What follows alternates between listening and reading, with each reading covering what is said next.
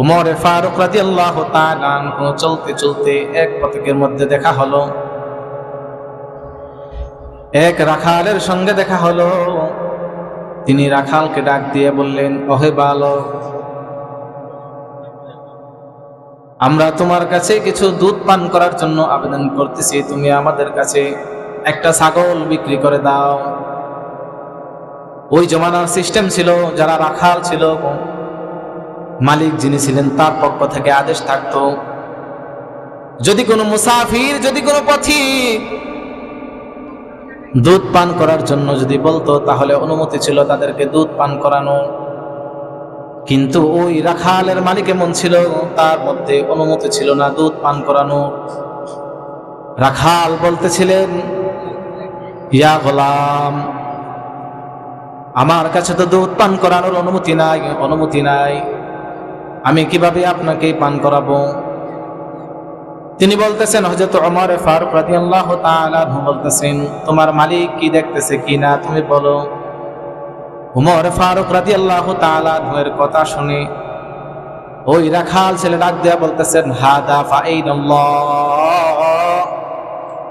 ইয়া গোলাম হাদা ফাইনাল্লাহ, আমার মালিক দেখতেছে না তো কি হইছে? আমার আল্লাহ তো বলতেছে। ওই যুগের কতটা তাকওয়াবান ছিলেন, একটা রাখালের মধ্যে কতটা তাকওয়া ছিল। একটা রাখাল সামান্য দুধ বিক্রি করতেছে না যে তার আল্লাহ তাআলা তাকে দেখতেছেন, কিন্তু উমর ফারুক রাদিয়াল্লাহু তাআলা আনহুকে সেই রাখাল চিনতে পারে নাই।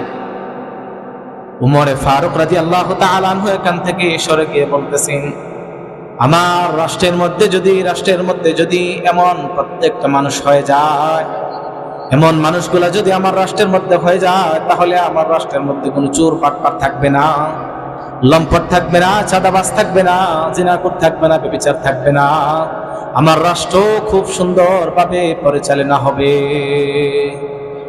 উমর ফারুক রাদিয়াল্লাহু তাআলা আনহু এরকম মানুষের কথা আল্লাহ তাআলার কাছে তিনি বলতেছেন, যেন এরকম মানুষ আমার রাষ্ট্রের মধ্যে যদি থাকে, তাহলে আমার রাষ্ট্র সবচেয়ে সুন্দরভাবে চলাফেরা করবে।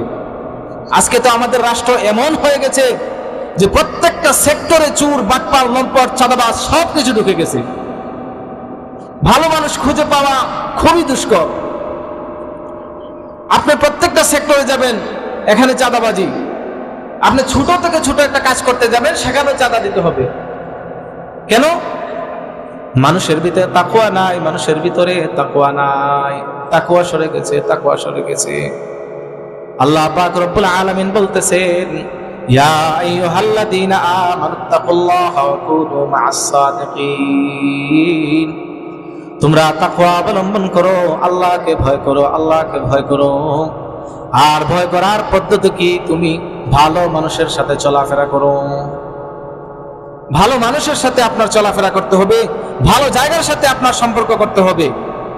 আপনি যদি চলাফেরা করেন গাঁজাখোরের সাথে, ইয়াবাখোরের সাথে, মদখোরের সাথে, তাহলে আপনিও দুদিন পর আগপিছে আপনিও মদখোর হয়ে যাবেন। আপনি যদি চলাফেরা করেন একজন ভালো ইমাম সাহেবের সাথে, তাহলে আপনিও নামাজ শিখে যাবেন, আপনিও হাদিস কোরআন শিখে যাবেন। আপনি যদি মাদ্রাসার সাথে সম্পর্ক রাখেন, আপনার মনটাও মাদ্রাসার সাথে সম্পর্ক হয়ে হবে। আপনি যদি একজন আল্লাহ ওয়ালার সাথে সম্পর্ক রাখেন, আপনার সম্পর্কটাও একজন আল্লাহ ওয়ালার সাথে হবে, আপনার মৃত্যুটাও আল্লাহ তাআলার সান্নিধ্যের মাধ্যমেই হবে।